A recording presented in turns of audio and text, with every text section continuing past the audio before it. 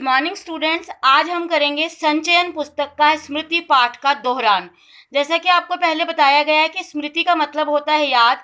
यहाँ पर मैं आपको इसका शॉर्ट में पाठ का सार समझा देती हूँ। यह पाठ श्री राम शर्मा द्वारा रचित है। श्री राम शर्मा ने यहाँ पर सन 1908 की एक घटना को बताया है, जिसमें क्या सर्दियों के दिन थे और शाम को कोई 3-3:30 बजे का टाइम हो रखा था, जब लेखक अपने साथियों के साथ में, मतलब अपने मित्रों के साथ में झाड़ के बेर खा रहा था, झरबेरी के बेर खा रहा था। उस समय वह 11 साल का था। उसके साथ उसका 8 साल का छोटा भाई भी था। तभी उसके घर से बड़े भाई का बुलावा आ गया और वो डरते डरते कहीं चोरी से बेर तोड़कर खाने की मार ना पड़े वह घर पर पहुंचा। लेकिन भाई ने उससे कहा कि तुझे मक्खनपुर के डाकखाने में डालने के लिए जो पत्र दे रहा हूं उसे जल्दी डालकर घर आ जाओ। लेकिन वह शाम भाई, ताकि वो चिट्ठियां जो है शाम तक डाक से निकल जाए, क्योंकि पहले फोन तो होते नहीं थे, पत्र ही होते थे। पत्रों की अपनी टोपी में रखकर जो उसका भाई था, कानों को ठंड से बचाने के लिए धोती बांधकर, अपना डंडा लेकर, पहले के बच्चों के पास में खिलौने नहीं हुआ करते थे, डंडा ही उनका मुख्य खिलौना था। दोनों भाई बड़ी खुशी से, छोटा भाई और बीच वाला भाई, मक्खनपुर के लिए चले गए। जब वो मक्खनपुर जाया करते थे, मक्खनपुर उनका दूसरा गांव था, बीच में एक कुआं पड़ा करता, जैसे मैंने आपको पहले भी बताया है। दोनों भाई उछलते कूदते गांव से 4 फरलांग दूर उस कुएं के पास पहुंच गए, जिसमें पानी नहीं था पर एक सांप रहता था। तो गांव के बच्चों को अट्रैक्शन का कारण था कि गांव के बच्चे निकलते आते उसमें पत्थर का ढेला मारा करते थे, देखा करते थे कि कहीं पर कोई सांप, हमें वाकई में सांप है कि नहीं है। सांप की पुकार सुन के जैसे बच्चे हम लोग अक्सर ऐसा करते हैं, जैसे आपको जिस काम के लिए रोका जाता है तो आप उस काम को करके खुश होते हैं।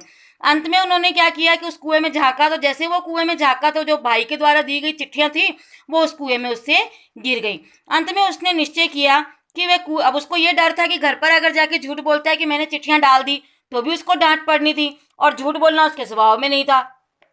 अंत में उसने निश्चय किया कि वह कुएं में घुसकर चिट्ठियां निकालेगा। 5 धोतियां और कुछ रस्सी मिलाकर कुएं की गहराई तक जाने का प्रबंध वो करने लगा। धोती के एक सिरे से डंडा बांधकर कुएं में डाल दिया और दूसरे सिरे को कुएं की डेंग से, मतलब ऊपर एक ओडी सी बनी होती है, छोटे भाई को पकड़ा दिया कि भाई मेरे को तो ऊपर खींच लेना।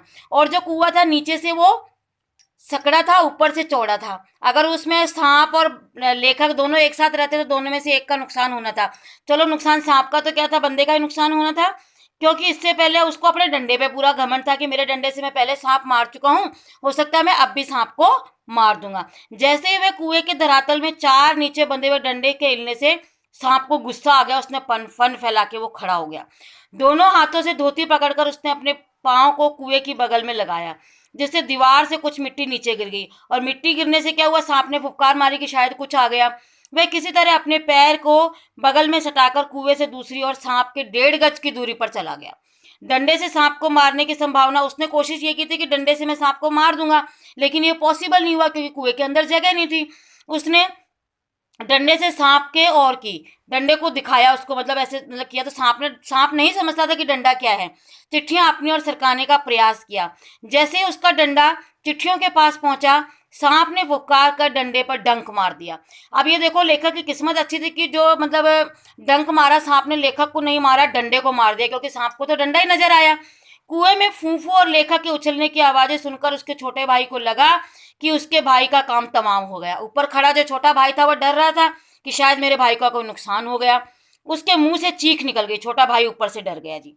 पर लेखक डटा रहा। उसने डंडे के सहारे पुनः पत्र उठाने का प्रयास किया। इस बार लेखक ने डंडे पर वार किए और डंडे से चिपक भी गया। जो सांप था वो डंडे के चिपट गया। जैसे ही लेखक ने डंडा अपनी ओर खींचा, सांप पिछला भाग उसके हाथों को छू गया, पूंछ उसकी छू गई और डंडे को उसने एक तरफ पटक दिया। डंडे को अपनी ओर खींचने से लेखक और सांप के आसन बदल गए, जगह चेंज हो गई जब वो डंडे को खींचने लगा। अतः उसने फौरन लिफाफे और पोस्ट कार्ड उठाकर धोती के छोर में बांधे, जिसे छोटे भाई ने ऊपर खींच लिया। इस प्रकार देखो कितना स्ट्रगल उसने एक सांप के साथ में किया। अब उसके सामने डंडे को उठाने की समस्या थी। अब डंडा उसको बड़ा प्यारा था, चिट्ठियां तो उसने उठा ली क्योंकि सांप डंडे पर बैठा हुआ था। तब उसने कुएं की बगल में से मिट्टी लेकर दाई और फेंकी, जिस पर सांप झपटा और डंडा लेकर 36 फुट ऊपर चढ़ गया। हालांकि इस कार्य से उसकी बाहें थक गई, पर छाती फूल कर धोंकनी के समान चल रही थी, मतलब घबराहट हो गई, उसका सांस फूल गया, क्योंकि सांप के साथ लड़ना कोई नॉर्मल तो है नहीं। ऊपर आकर कुछ देर में बेहाल पड़ा रहा और किशनपुर के उस लड़के को जिसने ऊपर चढ़ते देखा था तथा अपने भाई को किसी तरह से इस घटना का जिक्र करने से मना कर दिया। लेखक किशनपुर का था, दोनों भाइयों के बीच में ये बात थी, सारे जीवन उनके मन में ये बात रही। सन 1915 में जब लेखक ने मैट्रिक मतलब 10th क्लास पास कर ली, परीक्षा उत्तीर्ण कर ली, तो माँ को यह घटना सुनाई। उन्होंने अपनी आंसुओं से नेत्रों से भर लिए कि उसके कितने, मतलब उसकी माँ को दुख हुआ कि अगर मेरे बच्चे को कुछ हो जाता, और उसे गोद में ऐसे बैठा लिया जैसे कोई चिड़िया अपने बच्चों को पंख के नीचे छिपा लेती है। अपने अतीत के उन दिनों को लेखक को बड़ा अच्छा मानता है जब राइफल के बिना डंडे से ही वह सांप का शिकार करता था। मतलब ये बचपन की एक घटना है जिसमें लेखक ने इतना स्ट्रगल एक सांप के साथ किया, लेकिन उस समय अपनी माँ को नहीं बताया। बहुत समय बाद अपनी माँ को जब बताया तो माँ ने बड़े ही प्यार से अपने बच्चे को संभाला, और ये पूरी कहानी एक लेखक की यादगार है। अतः यह कहानी आपको समझ में आनी चाहिए। स्मृति का मतलब होता है याद। उम्मीद करती हूँ आपको यह कहानी समझ आई होगी।